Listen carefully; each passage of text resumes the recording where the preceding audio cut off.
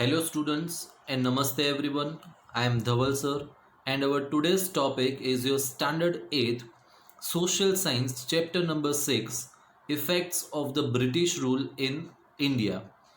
In our previous chapters in your social science we had seen how the Europeans they had come to India and how they were successful in finding out the sea route to India, then how the different Europeans came to India one by one, and how they had a cutthroat competition with each other, and how the Britishers emerged as a powerful one.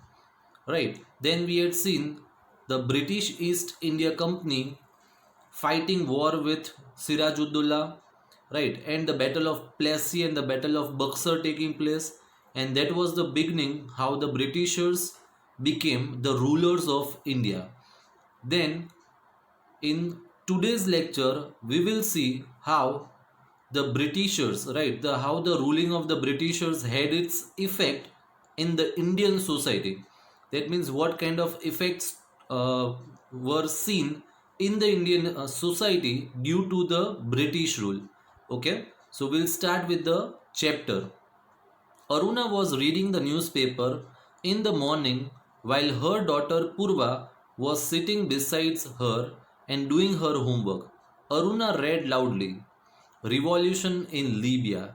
Now, what is the meaning of the word revolution? Right, revolution means to bring about change in the society, right? Movements taking place in the society by the people to bring change. That is revolution. Okay, so revolution in Libya. Libya is a country in North Africa. Hearing this, Purva asked, why do people revolt? So again, revolt means movement taking place, right, by the people of the country who are not satisfied with anything. Aruna answered, when the needs of the people are not satisfied and people face economic crisis. Now, what is economic? Related to money, right? Crisis means deficiency, right? Lack of money. Okay, so when the people face economic crisis, they revolt. In our country also, during the British rule, the condition of the people was very bad and resulted in revolt. So we all know that the Britishers had made the condition of the Indian people very pathetic. The Indian farmers, the Indian rulers, and everyone had become extremely poor, right? They were exploited like anything by the Britishers. Okay, so let me tell you about the life of the Indians at that time. So we'll see what or how kind of or what kind of life was the people of India during that time. India was economically prosperous till the 18th century, right? This we have already seen in the previous chapters. The anarchy that followed the death of Aurangzeb too could not weaken it. Right? So the anarchy means the situation of chaos, right? Because of the absence of governance. If there is no governance, no one is there to manage the country, or no ruler is there to manage the place or the region, then there is a situation of confusion which is known as anarchy. So the anarchy that followed the death of Aurangzeb, so that is after the death of Aurangzeb, there was no one to rule that place and there was a situation of confusion, could not weaken it. It had been admitted by historians across the world that the industries, production techniques, and the organization of trade in India were unmatched at that time. Unmatched at that time means there was no competition. No one could compete against India in this matter. Okay, that means India was very prosperous in each and every way. The same country, India, became poor and bankrupt. Poor and bankrupt. Bankrupt means if a person is bankrupt, can be said as debtor. Debtor. Debtor means a person who doesn't have money with him. All his money is lost, right? So that person who is not able to pay money to anyone becomes bankrupt. So India became poor and bankrupt during the nearly 200 years of the British rule. It became the country that supplied raw material to the factories in England and offered a large market for the finished products of the factories in England. Right, so India, which was in the early 18th century one of the most prosperous nation in the whole world, became just merely a country who used to supply raw materials to Britishers or England, and it was just a market for the Britishers to sell their goods. Okay, next, now from here we'll see the different effects in the society during the British rule, right? So the first one is condition of peasants. Peasants means the farmers. So the condition of peasants and agriculture during the British rule. Okay, so the British got a new opportunity to increase their income after the acquisition of the Diwani rights. Diwani means right to collect land revenue, right? So as we had seen that the Britishers had started acquiring or conquering different places, so now they had got the Diwani rights, so that is the right to collect the revenue, okay, from Bihar, Bengal and Orissa. So they started exploiting peasants, that means the farmers, to earn more revenue, and as a result the peasants became poorer, right? So what did this Britishers do? They ordered the farmers to produce only those raw materials or only those things which they wanted for their products, like the cotton, the indigo, right, the spices, and they paid the farmers very less amount of money. They purchased the goods or the products from the farmers, and they did not pay them with sufficient amount of money. So the farmers became poorer.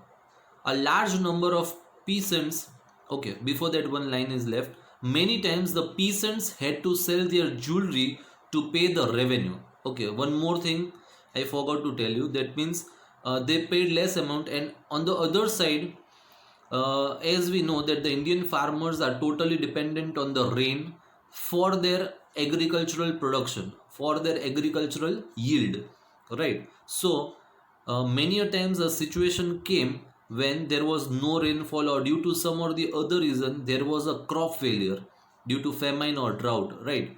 Then to the farmers, they were forced to pay the revenue, that is the tax, right? So if they did not earn anything, right, they had losses due to famine and drought, then too they were supposed to pay the taxes to the farmers. So this was a very pathetic condition for the farmers, and ultimately they did not have any kind of choice but to borrow money from other people by mortgaging their jewelry, right? So they had to give away their jewelry, and they had to borrow money from other people to pay their taxes or revenues to the Britishers. Okay, so a large number of peasants had to borrow money from the money lenders, and consequently fell into a debt trap. DEBT means debt. We say karaj, karjo in Gujarati, right? So that is debt. Okay, debt trap. Trap means jal.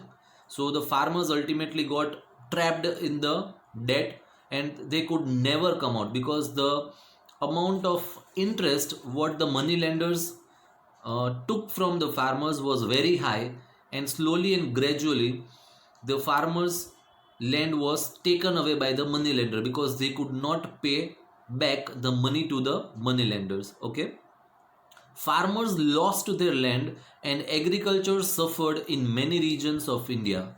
Moreover, Bengal witnessed a terrible famine in the year 1770 century, in which lakhs of people died of starvation. So famine means what?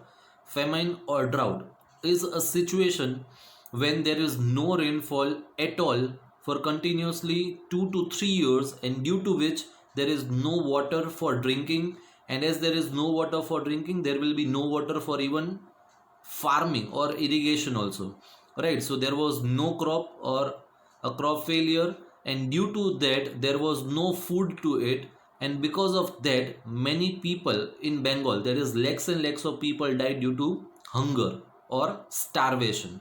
Okay, Governor General Lord Cornwallis enforced means implemented Permanent Settlement Act in order to collect the revenue. As per this act, the company fixed the revenue on an annual basis. That means the revenue was fixed. That means minimum this much amount is to be paid by the farmer. Whether they earn profit or loss, they grow any crops or not, they have to pay the fixed amount of money. That was Permanent Settlement Act. The zamindars or the landlords were given the permanent rights of the land and revenue collections. This is how a class of landlords loyal to the company was created. So, as we saw right now, that the zamindars were the Indian people or the landlords who were Indian, right? They were given the rights by the Britishers to collect the revenue from the farmers. So, this group of people they became loyal towards the company. This act also ensured the income of the company. That means the landlords they collected the money from the farmers, right? That means a fixed amount of money was ordered to the landlords or the zamindars to be collected from the farmers, and from this fixed amount, even the Britishers took their part. Okay, that means even the Britishers also took a part of income or money from this zamindars, which were collected from the farmers, right? So this act ensured the company or income of the company. Against this, the peasants who worked hard in the hot sun to cultivate the land and grow crops were exploited. So that means they were cheated, right? Because if a person who is having loss or who is not earning income only, then how is he liable to pay the tax? Right, so this is how they were exploited. Okay, one side they did not earn any income and the other side they had to pay heavy taxes. Okay, we'll move further. Right, impoverished peasants. Right, here it is written below the picture. So impoverished peasants means the farmers, the situations of the farmer had become very critical. They had become poorer, right? And slowly and gradually they were becoming more and more poor. Okay, and on the right side you can see the picture of Cornwallis. Now next we'll see the effect on social life of the people, right? So social life means on the society. Warren Hastings, the person who was given the job of collecting revenue, was known as collector, right? That means a person who collected the revenue was known as collector. He also performed the function of a judge. The British system of administration destroyed our ancient system of self rule. Self rule means in the previous system before the Britishers, there were small provinces or the regions, right, where the rulers were there or the panchayats were there, and they took their own decision. Whatever the judgment was to be taken was taken by the panchayats or the rulers of those particular place, right? But after Warren Hastings came, the the system changed totally, right? The Britishers implemented their rules, and the person who was given the right to collect the money was also given the right to give the judgment. Okay, so the self rule came to an end. In the ancient times, every village was like a small republic. Gram panchayats handled the administration of the entire village. These panchayats were like the backbone of the self rule in our country. These institutions of local self rule stood their ground even during the times of foreign invasions and the Sultanate period, but were destroyed due to the administrative policies of the Britishers. That means the Britishers had changed the administrative policies totally, and due to this, the self rule came to an end. The policy of the social reforms by the company made people insecure and suspicious. They felt that the government was trying to convert them to Christianity and destroy the Indian culture and religion forever. So, what happened in the society?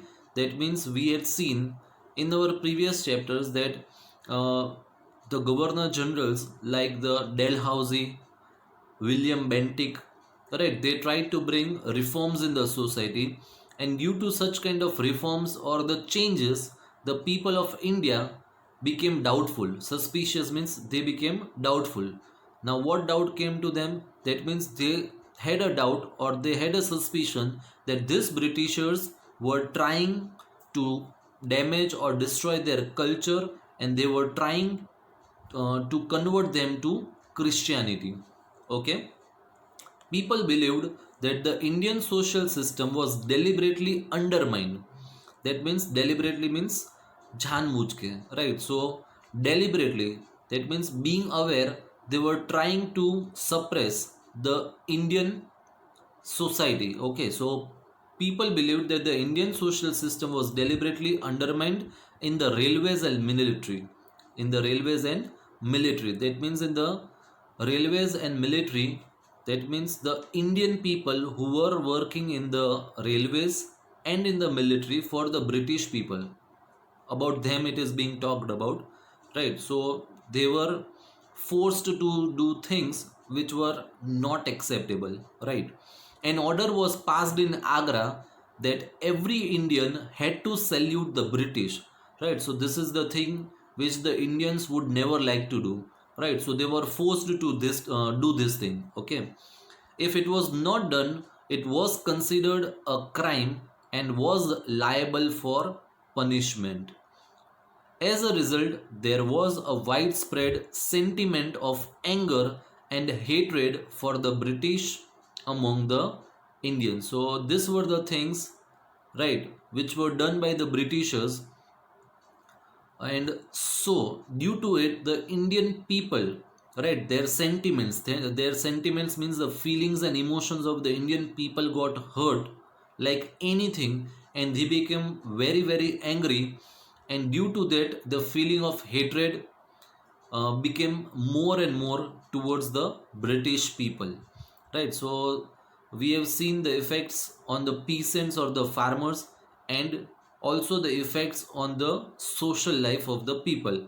Now, further, the effects on the trade and industry, and the last point, right, that is the effects or the changes which took place in the society, right? That means the reforms which were brought by the Britishers in the Indian society made them more suspicious about them.